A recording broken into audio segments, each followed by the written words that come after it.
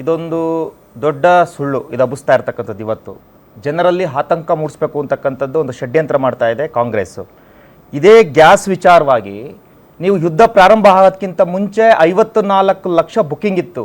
ಯಾವಾಗ ಇವರು ಸುಳ್ಳನ್ನು ಹಬ್ಬಿಸಿದ್ರೋ, ಜನರಲ್ಲಿ ಆತಂಕವನ್ನು ಹಬ್ಬಿಸಿದ್ರೋ, ಜನರಲ್ಲಿ ಆತಂಕ ಸೃಷ್ಟಿ ಆಯಿತು, ಜನರೇನು ಮಾಡಿದ್ರು, ಬುಕ್ಕಿಂಗ್ ಮಾಡ್ಲಿಕ್ಕೆ ಸ್ಟಾರ್ಟ್ ಮಾಡಿದ್ರು. ಆಟೋಮೆಟಿಕಲಿ ಬುಕ್ಕಿಂಗ್ 84 ಲಕ್ಷಕ್ಕೆ ಹೋಯ್ತು, ಹಾಹಾಕಾರ ಸ್ಟಾರ್ಟ್ ಆಯಿತು. ಅದೇ ರೀತಿ ಈ ಒಂದು ಹಾಹಾಕಾರ ಸೃಷ್ಟಿ ಮಾಡಲಿಕ್ಕೆ ಬೆಲೆ ಏರಿಕೆ ಆಗ್ಬಿಡುತ್ತೆ ಅಂತ ಹೇಳಿ ಜನರಲ್ಲಿ ಸೃಷ್ಟಿ ಮಾಡ್ಲಿಕ್ಕೆ ಹೊರಟಿದ್ದಾರೆ. ಬುಕಿಂಗ್ ಆದ 2 ದಿನಕ್ಕೆ ಸಿಗ್ತಾ ಇದೆಯಾ? ಅಲ್ಲ, ನಾನು ಅದೇ ಹಾಹಾಕಾರ ಸ್ಟಾರ್ಟ್ ಆಯ್ತಲ್ಲ. ವಾಟೆವರ್ ಅದು ಎನಿ ಕೃತಕ ಅಭಾವ ಸೆಟಲ್ ಆಗಕ್ಕೆ ಅಟ್ಲೀಸ್ಟ್ 15 ಡೇಸ್ ಬೇಕು. ಆಲ್ರೆಡಿ ನಾವು 1 ಮಂತ್ ಪಾಸ್ ಮಾಡಿದ್ದೀವಿ. ನಾವೇನ್ ವಿರೋಧ ಮಾಡ್ತಾ ಇಲ್ಲ. ಸೊ ಜನರ ಹಿತಕ್ಕೋಸ್ಕರ ಮಾತಾಡೋದು. ಈಗ ಕೃತಕ ಅಭಾವ ಸೃಷ್ಟಿ ಆದ್ರೆ ಅದು ಮತ್ತೆ ಸಹಜ ಸ್ಥಿತಿಗೆ ಬರೋದಕ್ಕೆ it will take 15 days. Already ನಿಮ್ಗೆ 40 ಡೇಸ್ ಆಗೋಗಿದೆ ಆಯ್ತಾ. ಈಗ ಅವರು ಊಹಾಪೋಹ ಹಬ್ಬಿಸ್ಲಿ, ಕೃತಕ ಅಭಾವ ಸೃಷ್ಟಿಸ್ಲಿ, ಇವೆಲ್ಲವೂ ಕೂಡ ಸಹಜ ಸ್ಥಿತಿಗೆ ಬರೋದಕ್ಕೆ 15 ದಿನ ಸಾಕು. ಈಗ 40 ದಿನ ಆಗಿದೆ. ಈಗಲಾದರೂ ಅಡಿಗೆ ಸಿಲಿಂಡರ್ ಮೊದಲಿನಂತೆ ಬುಕ್ ಮಾಡಿದ 2 ದಿನಕ್ಕೆ ನೋಡಿ. ಈಗ ಕೃತಕ ಅಭಾವ ಸೃಷ್ಟಿಯಾಗಿದೆ, ಅಂತಾರಾಷ್ಟ್ರೀಯ ಮಟ್ಟದ ಸಮಸ್ಯೆ ಇದೆ. ಬಿಡಿ, ಆಗುತ್ತೆ, ಅದು ಸರಿ ಆಗುತ್ತೆ, ಬರ್ತಿದ್ಯಾ, ಸರಿ ಆಗುತ್ತೆ. ಮತ್ತೆ ನೀವು ಅದನ್ನ ಹೇಳ್ಬಾರ್ದು. ಕೃತಕ ಅಭಾವ ಸೃಷ್ಟಿ ಮಾಡೋದು ಸತ್ಯ, ಅದನ್ನಂತೂ ಯಾರು ತೆಗ್ದಾಕ್ಲಿಕ್ಕೆ ಆಗೋದಿಲ್ಲ. ನೀವು ಹೇಳಿದ್ರಲ್ಲ ಈಗ ಸ್ಟಾರ್ಟಿಂಗ್ ನಿಮ್ ರಿಮಾರ್ಕ್ ಅಲ್ಲಿ ನೀವು ಹೇಳಿದ್ರಲ್ಲ, ಸೃಷ್ಟಿ ಮಾಡ್ತಾರೋ ಕರೆಕ್ಟ್. ಬಟ್ ಅವ್ರು ಮಾಡಿದ ಮೇಲೆ ಈಗಲೂ ಸಹಜ ಸ್ಥಿತಿಗೆ ಬಂದಿಲ್ಲ. ಕ್ಲೇಮ್ ಮಾಡಬೇಡಿ. ಇವತ್ತು ಸಹ 80 ಲಕ್ಷ ಒಂದು ದಿವಸಕ್ಕೆ ಬುಕಿಂಗ್ ಆಗ್ತಾ ಇದೆ. ಇವತ್ತು ಸಹ ಅದು ಕಡಿಮೆ ಆಗಿಲ್ಲ, ಜನರಲ್ಲಿ ಆತಂಕ ಇನ್ನೂ ಹೋಗಿಲ್ಲ. ಒಂದು ಮೇಡಮ್, ಮತ್ತೆ ಇನ್ನೊಂದು ಎಲ್ಲಿ ಇಟ್ಕೋತಾರೆ ಉದಾಹರಣೆಗೆ ಈಗ ಜನ ಬಿಡಿ, ಕಮರ್ಷಿಯಲ್ ಸಿಲಿಂಡರ್ ಬಿಡಿ, ಈಗ ಅಡಿಗೆ ಸಿಲಿಂಡರ್ ಸರ್ ಒಬ್ಬರ ಹತ್ರ 2 ಸಿಲಿಂಡರ್ ಇರುತ್ತೆ. ಈಗ ಪ್ರತಿಯೊಬ್ಬರ ಮನೆಯಲ್ಲೂ 2 ಸಿಲಿಂಡರ್ ಇರುತ್ತೆ. ಈಗ ಒಂದು ಸಿಲಿಂಡರ್ ಖಾಲಿ ಆದರೆ ಇನ್ನೊಂದು ಸಿಲಿಂಡರ್ ನಾವು ಬುಕ್ ಮಾಡ್ತೀವಿ ಆಯಿತಾ. ಒಂದು ಸಿಲಿಂಡರ್ ನಾವು ಸೇಫರ್ ಸೈಡ್ ಇಟ್ಕೊಂಡಿರ್ತೀವಿ. ಇನ್ನೊಂದು ಸಿಲಿಂಡರ್ ಖಾಲಿ ಆಗದ ಹೊರತು ನೀವು ಮತ್ತೆ ಬುಕ್ ಮಾಡೋಕ್ಕಾಗಲ್ಲ. ಯಾಕಂದ್ರೆ ವಾಪಸ್ ಒಂದು ಸಿಲಿಂಡರ್ ಕೊಟ್ಟು ಕಳಿಸ್ಬೇಕಲ್ಲ. ಎಲ್ಲಿಂದ ಬಂತು ಇಲ್ಲಿ ಪ್ಯಾನಿಕ್ನೆಸ್ ಹೇಳಿ? ಪ್ಯಾನಿಕ್ ಸೃಷ್ಟಿ ಮಾಡಿದವ್ರು ಯಾರು? ಮತ್ತೆ ನಾವು ತುಂಬ ರಿಯಾಲಿಟಿ ಮಾತಾಡೋಣ ಸರ್. ಆಯಿತು, ಸ್ಟಾರ್ಟಿಂಗಲ್ಲಿ ಅದಿತ್ತು. ಬಟ್ ಈಗ ಸಹಜ ಸ್ಥಿತಿಗೆ ಬಂದಿದೆ. ಆದರೂ ಕೂಡ ಯುದ್ಧ ಇರೋದ್ರಿಂದ ಮಾಡೋಕ್ಕಾಗ್ತಿಲ್ಲ. It is taking 15 to 20 days ತಗೊಳ್ತಾ ಇದೆ. ಅದಕ್ಕೇನು ಅದೇನು ಬಿಜೆಪಿ ದೊಡ್ಡ ತಪ್ಪು ಮಾಡ್ತಾ ಇದೆ ಅಂತ ನಾವಿಲ್ಲಿ ಹೇಳಕ್ ಕೂತಿಲ್ಲ. ಯುದ್ಧ ಇರೋದ್ರಿಂದ ಅದು ಸಹಜ. Not only for India, for any. Congress ಅವರಿದ್ರು ಕೂಡ ಅದೇ ಪರಿಸ್ಥಿತಿ. ನಾನು ಹೇಳೋದು ಮುಂದಕ್ಕೆ ಬನ್ನಿ. ಈಗ ಪೆಟ್ರೋಲ್ ಡೀಸೆಲ್ ನೋಡಿ, ಇವತ್ತು ಪೆಟ್ರೋಲ್ ಡೀಸೆಲ್ ವಿಚಾರ ಹೇಳ್ತಾ ಇದ್ದಾರೆ ಮೇಡಮ್. ಪೆಟ್ರೋಲ್ ಡೀಸೆಲ್ ವಿಚಾರ ಇದು ಒಂದು ಪ್ಯಾನಿಕ್ ಸೃಷ್ಟಿ ಮಾಡ್ತಕ್ಕಂಥದ್ದೇ. ಸ್ವತಃ ಕೇಂದ್ರ ಸರ್ಕಾರ ಸ್ಪಷ್ಟಪಡಿಸಿದೆ, ಯಾವುದೇ ರೀತಿ ಆ ರೀತಿ ನಾವು ಜಾಸ್ತಿ ಮಾಡ್ತಾ ಇಲ್ಲ ಅಂತ ಹೇಳಿ. ಇದನ್ನ ಯಾರು ರಿಪೋರ್ಟ್ ಕೊಟ್ಟರೋ ಅಥವಾ ಯಾರು ಇದನ್ನ ಹಬ್ಬಿಸ್ತಾ ಇದ್ದಾರೋ ಅದು ಗೊತ್ತಿಲ್ಲ. ಅದು ಯಾಕೆ ಹಬ್ಬಿಸ್ತಾ ಇದ್ದಾರೆ ಅಂತಂದ್ರೆ ಇದೊಂದು ಪ್ಯಾನಿಕ್ನೆಸ್ ಸೃಷ್ಟಿ ಮಾಡ್ತಾ ಇರ್ತಕ್ಕಂಥದ್ದು. ಸರ್, ಎಲೆಕ್ಷನ್ ಟೈಮಲ್ಲಿ ನಾವು ಮಾಡಲ್ಲ ಅಂದು ಎಲೆಕ್ಷನ್ ಮುಗಿದ್ಮೇಲೆ ಮಾಡಿರೋ ಇತಿಹಾಸ ಮೇಡಮ್. ನೋಡಿ, ಇದೇ ಕೇಂದ್ರ ಸರ್ಕಾರ, ಕಾಂಗ್ರೆಸ್ ಮಾಡಿದೆ, ಇದೇ ಕೇಂದ್ರ ಸರ್ಕಾರ ಮೇಡಮ್. ಓಕೆ, ಇವತ್ತು ಇಷ್ಟೊಂದು ಚರ್ಚೆ ಆಗ್ತಾ ಇದೆಯಲ್ವಾ? ಇದೇ ಕೇಂದ್ರ ಸರ್ಕಾರ 10 ರೂಪಾಯಿ ಎಕ್ಸೈಸ್ ಡ್ಯೂಟಿಯನ್ನ ಕಡಿಮೆ ಮಾಡ್ತು, ವ್ಯಾಟ್ ಅನ್ನ ಕಡಿಮೆ ಮಾಡ್ತು. ಅವತ್ತು ಯಾರು ಮಾತಾಡ್ಲೇ ಇಲ್ಲ. ಕಾಂಗ್ರೆಸ್ನವರು ತುಟಿಕ್ ಪಿಟಿಕ್ ಅಂತ ಅಂದಿಲ್ಲ. ಇವತ್ತು ಕೇಂದ್ರ ಸರ್ಕಾರ ಚಾರ್ಜ್ ಮಾಡ್ತಾ ಇರ್ತಕ್ಕಂಥದ್ದು 11 ರೂಪಾಯಿ 90 ಪೈಸೆ ಚಾರ್ಜ್ ಮಾಡ್ತಾ ಇದೆ. ಅದೇ ಕರ್ನಾಟಕ ಎಷ್ಟು ಚಾರ್ಜ್ ಮಾಡ್ತಾ ಇದೆ? 29% ಜಾಸ್ತಿ ಮಾಡ್ತಾ ಇದೆ. ಇಡೀ ದೇಶದಲ್ಲಿ 2ನೇ ಅತಿ ಹೆಚ್ಚು ವ್ಯಾಟ್ ಅನ್ನ ಚಾರ್ಜ್ ಮಾಡ್ತಾ ಇರ್ತಕ್ಕಂಥದ್ದು ಕರ್ನಾಟಕ. ಮೊದಲನೇದು ಬಂದು 35% ತೆಲಂಗಾಣ ಚಾರ್ಜ್ ಮಾಡ್ತಾ ಇದೆ. ಇವತ್ತು ಯುದ್ಧ ಇದೆ, ಅದು ಅಂತಾರಾಷ್ಟ್ರೀಯ ಇಶ್ಯೂ.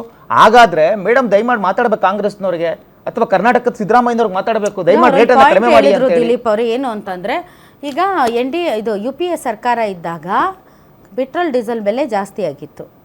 ತಾವು ಸರ್ಕಾರಕ್ಕೆ ಆಡಳಿತಕ್ಕೆ ಬಂದಾಗ ತಾವು ಹೇಳಿದ್ದೆ ಅದೇ ಏನಂದ್ರೆ ನಾವು ಪೆಟ್ರೋಲ್ ಡೀಸೆಲ್ ಬೆಲೆ ಇಳಿಸ್ತೀವಿ ಅಂತ. ನೀವು ಇಳಿಸ್ಲಿಲ್ಲ. ಸೊ ಅಂತಾರಾಷ್ಟ್ರೀಯ ಮಾರುಕಟ್ಟೆಯಲ್ಲಿ 100 ರೂಪಾಯಿ ಇದ್ದಾಗಲೂ ಅದೇ ರೇಟು. ಅಂತಾರಾಷ್ಟ್ರೀಯ ಮಾರುಕಟ್ಟೆಯಲ್ಲಿ ಒಂದು ಕಚ್ಚಾ ತೈಲದ ಬೆಲೆ ಒಂದು ಬ್ಯಾರಲ್ಗೆ 50 ರೂಪಾಯಿ ಬಂದರೂ ಅದೇ ರೇಟ್ ಇತ್ತು. ನೀವು ಏನು ಜಾಸ್ತಿ ಆದಾಗ ಕಡಿಮೆ ಮಾಡಲಿಲ್ಲ, ಕಡಿಮೆ ಆದಾಗ ಜಾಸ್ತಿ ಮಾಡಿ ನೀವು ಏನೂ ಮಾಡಲಿಲ್ಲ. ಒಂದು ನಿಮಿಷ ಕೇಳಿಸ್ಕೊಳ್ಳಿ ಸರ್, ಒಂದು ನಿಮಿಷ ಕೇಳಿಸ್ಕೊಳ್ಳಿ. ನೀವು ಅಧಿಕಾರಕ್ಕೆ ಬಂದಾಗಿನಿಂದ ನೀವು ಕಡಿಮೆನೇ ಮಾಡಿಲ್ಲ. ಅಂತಾರಾಷ್ಟ್ರೀಯ ಮಾರುಕಟ್ಟೆಯಲ್ಲಿ ಕಚ್ಚಾ ತೈಲ ಬೆಲೆ ಕಡಿಮೆ ಇದ್ರೂ ಕೂಡ ಆ ಲಾಭವನ್ನು ನೀವು ಗ್ರಾಹಕರಿಗೆ ಪಾಸ್ ಮಾಡಲಿಲ್ಲ. ಕೇಳಿದಾಗ ನೀವೇನು ಹೇಳಿದ್ರಿ? ಇಲ್ಲ, ಹಿಂದೆ ಇದ್ದಂಥ ಸರ್ಕಾರ ಭಾಳ ಸಾಲ ಮಾಡಿ ಹೋಗಿದೆ, ಅದನ್ನೆಲ್ಲ ಸರಿ ಮಾಡಬೇಕು ಅಂತಂದರೆ ನಾವು ಈ ಎಕ್ಸೆಸ್ ಹಣವನ್ನು ನಾವು ಉಪಯೋಗಿಸ್ಕೊಳ್ತೀವಿ ಮತ್ತು ಈ ಎಕ್ಸೆಸ್ ಹಣವನ್ನು ನಾವು ಅಭಿವೃದ್ಧಿಗೆ ಬಳಸ್ತೀವಿ ಅಂತ ಹೇಳಿದ್ರಿ. ಸೊ ಅಲ್ಲಿಂದ ಇಲ್ಲಿವರೆಗೆ ನೀವು ಗ್ರಾಹಕರಿಗೆ ಲಾಭನೇ ಕೊಡಲಿಲ್ಲ. ಕಚ್ಚಾ ತೈಲ ಬೆಲೆ ಕಡಿಮೆ ಆದರೂ ಕೂಡ ಈಗ ಡೆಫಿನೆಟ್ಲಿ ಕಚ್ಚಾ ತೈಲ ಬೆಲೆ ಜಾಸ್ತಿ ಆಗಿದೆ. ಜಾಸ್ತಿ ಆಗಿದೆ. ಇದನ್ನ ಜಾಸ್ತಿ ಆಗಿರೋ ಕಾರಣಕ್ಕೇನೆ ನಾವು 10 ರೂಪಾಯಿ ಕಡಿಮೆ ಮಾಡಿದ್ದು. ಅಲ್ಲ, ಇದನ್ನ ನೀವು ಈ ಟೈಮಲ್ಲಿ ನೀವು ಕಡಿಮೆ ಮಾಡಿ, ನೀವು ಜಾಸ್ತಿ ಮಾಡಿಲ್ಲ. ನಾವು 10 ರೂಪಾಯಿ ಕಡಿಮೆ ಮಾಡಿದೀವಿ ಮೇಡಮ್. ನಿಮ್ಮನ್ನ ಅಪ್ರಿಶಿಯೇಟ್ ನಾವು 10 ರೂಪಾಯಿ ಕಡಿಮೆ ಮಾಡಿದೀವಿ. ಜಾಸ್ತಿ ಆಗಿದ್ದ ಕಾರಣಕ್ಕೋಸ್ಕರನೇ ಕಡಿಮೆ ಮಾಡಿದೀವಿ. ಅದಕ್ಕೆ ಕರ್ನಾಟಕ ರಾಜ್ಯ ಸರ್ಕಾರಕ್ಕೂ ಹೇಳ್ತಾ ಇರ್ತಕ್ಕಂಥದ್ದು, ನೀವು ಸಹ ಕಡಿಮೆ ಮಾಡಿ. 29% ಚಾರ್ಜ್ ಮಾಡ್ತಿದ್ದೀರಲ್ಲ, ನೀವು ಕಡಿಮೆ ಮಾಡಿ. ನೀವ್ ಯಾಕೆ ಜಾಸ್ತಿ ಮಾಡ್ತಾ ಇದ್ದೀರಿ? ಮತ್ತೆ ಇವತ್ತು ನೀವು ಇನ್ನೊಂದು ಹೇಳಿದ್ರಿ, ಇದಕ್ಕಿಂತ ಮುಂಚೆ ಪೆಟ್ರೋಲ್ ಮತ್ತೆ ಡೀಸೆಲ್ ಬೆಲೆ ಜಾಸ್ತಿ ಮಾಡಿದ್ರಿ ಅಥವಾ ಕಡಿಮೆ ಮಾಡಿದ್ರಿ ಅಂದ್ರೆ 2017-18 ಅಧಿಕಾರಕ್ಕೆ ಬಂದ ಮೇಲೆ ಅಂತ. ಕಚ್ಚಾ ತೈಲ ಬೆಲೆ ಕಮ್ಮಿ ಇದ್ದಾಗ್ಲೂ ಇದು GST ವ್ಯಾಪ್ತಿಗೆ ಬರೋದಿಲ್ಲ. ಪೆಟ್ರೋಲ್ ಅಂಡ್ ಡೀಸೆಲ್ ಒಂದು ಕೇಂದ್ರ ಸರ್ಕಾರದ ಸುಂಕನೂ ಇರುತ್ತೆ, ರಾಜ್ಯ ಸರ್ಕಾರದ ಸುಂಕನೂ ಇರುತ್ತೆ. ಕೇಂದ್ರ ಸರ್ಕಾರದ ಸುಂಕ ಎಲ್ಲಾ ರಾಜ್ಯಗಳಿಗೂ ಸೇಮ್ ಇರುತ್ತೆ. ಆದ್ರೆ ರಾಜ್ಯ ಸರ್ಕಾರಗಳು ಅಂತ ಬಂದಾಗ ಇವತ್ತು ಅದಕ್ಕೆ ಕಡಿವಾಣನೇ ಇಲ್ಲ, ಅತಿ ಹೆಚ್ಚು ಆಗ್ತಾ ಇದಾವೆ. ಇವತ್ತು ತೆಲಂಗಾಣ ಮತ್ತೆ ತೆಲಂಗಾಣ ಕರ್ನಾಟಕ 29% ಆಗ್ತಾ ಇದೆ, ತೆಲಂಗಾಣ 35% ಆಗ್ತಾ ಇದೆ. ಯಾಕೆ ಇವ್ರು ಅತಿ ಹೆಚ್ಚು ಆಗ್ತಾ ಇದ್ದಾರೆ? ಡೆಲ್ಲಿ ಬರೀ 19% ಇದೆ, ಗೋವಾ 21% ಇದೆ, ಹರಿಯಾಣ 18% ಇದೆ, ಹಿಮಾಚಲ ಪ್ರದೇಶ 17% ಇದೆ. ನೀವು ತಂದು ಪ್ರಾಸೆಸ್ ಮಾಡ್ತೀರಲ್ಲ, ಪ್ರಾಸೆಸ್ ಆದ್ಮೇಲೆ ಒಂದು ಬಿಫೋರ್ ಟ್ಯಾಕ್ಸೇಷನ್ ಇವರು ವ್ಯಾಟ್ ಹಾಕ್ತಾರೆ, ನೀವು ಇದಾಗ್ತೀರಿ, ಸೆಸ್ ಹಾಕ್ತೀರಿ, ಏನು ಹಾಕ್ತಿರೋ ಅದಕ್ಕಿಂತ ಮುಂಚೆ ಮೂಲದರ ಎಷ್ಟಿರುತ್ತೆ ಗೊತ್ತಾ ನಿಮ್ಗೆ? ಹೇಳಿ ಮೇಡಮ್, ಹೇಳಿ. ಎಷ್ಟಿರುತ್ತೆ ನೋಡಿ. ನೀವು ಮತ್ತು ರಾಜ್ಯ ಸರ್ಕಾರ, ಈಗ ರಾಜ್ಯ ಸರ್ಕಾರಕ್ಕೆ ಇರುವಂತ ಆದಾಯದ ಮೂಲ ಯಾವ್ದು ಗೊತ್ತಾ ಸರ್? ಆದಾಯದ ಮೂಲ ಯಾವುದು? ನೂರಾರಿದೆ ಮೇಡಮ್. ಏನೇನಿದೆ ಹೇಳಿ? ಎಲ್ಲ ಪ್ರತಿಯೊಂದು ಪ್ರಾಡಕ್ಟ್ ತೆಗೆದುಕೊಂಡ್ರು 50% GST ಬರುತ್ತೆ ಅವ್ರಿಗೆ, ನೇರವಾಗಿ ಬರುತ್ತೆ. ಯಾರಿಗೆ? ಯಾವ್ದು ನಾನೊಂದು ಪೆನ್ ತಗೊಂಡ್ರು ಅವ್ರಿಗೆ 50% GST ರಾಜ್ಯ ಸರ್ಕಾರಕ್ಕೆ ಬರುತ್ತೆ. ಎಲ್ಲಿಂದ ಬರುತ್ತೆ ಸರ್? ಅವ್ರಿಗೆ ನೇರವಾಗಿ ಕ್ಲೈಮ್ ಮಾಡ್ತಾರೆ 50% GST. SGST, ಎಲ್ಲಿಂದ? State GST. ಎಲ್ಲಿಂದ ತಗೋಬೇಕು ಅವರು? ಸ್ಟೇಟ್ GST ಎಲ್ಲಿಂದ ತೆಗೆದುಕೊಳ್ತಾರೆ? ನೇರವಾಗಿ ಬರುತ್ತೆ ಮೇಡಮ್. ನೇರವಾಗಿ ಎಲ್ಲಿಂದ ಬರುತ್ತೆ ಸರ್? ಎಲ್ಲಿಂದ? ಸ್ಟೇಟ್ GST ಸ್ಟೇಟ್ ಬರುತ್ತೆ. ಅಲ್ಲ ಸರ್, ಹೌದು ಬರುತ್ತೆ. ಮತ್ತೆ ಅದ್ರ ಜೊತೆಗೆ ಅಬಕಾರಿ ಸುಂಕವನ್ನ ತೆಗೆದುಕೊಳ್ತಾರೆ, ಪೆಟ್ರೋಲ್ ಸುಂಕವನ್ನ ತೆಗೆದುಕೊಳ್ತಾರೆ, ಅದ್ರ ಜೊತೆಗೆ ರಿಜಿಸ್ಟ್ರೇಷನ್ ಫೀಸ್ ಅನ್ನ ತೆಗೆದುಕೊಳ್ತಾ ಇದ್ದಾರೆ. ಇವತ್ತು ಸ್ಟಾಂಪ್ ಡ್ಯೂಟಿಯನ್ನ ತೆಗೆದುಕೊಳ್ತಾ ಇದ್ದಾರೆ. ಪ್ರತಿಯೊಂದು ಬೆಲೆಯನ್ನು ಸಹ ಜಾಸ್ತಿ ಮಾಡ್ತಾ ಇದ್ದಾರೆ. ಇವತ್ತು ನೋಡಿ, ಈ ಸಮಸ್ಯೆ ಇದ್ರೂ ಸಹ ಈ ಮೊನ್ನೆ ಹೇಳಿದ್ರು ಬಸ್ ದರವನ್ನ ಜಾಸ್ತಿ ಮಾಡ್ತೀವಿ ಅಂತ ಅಂದ್ರು.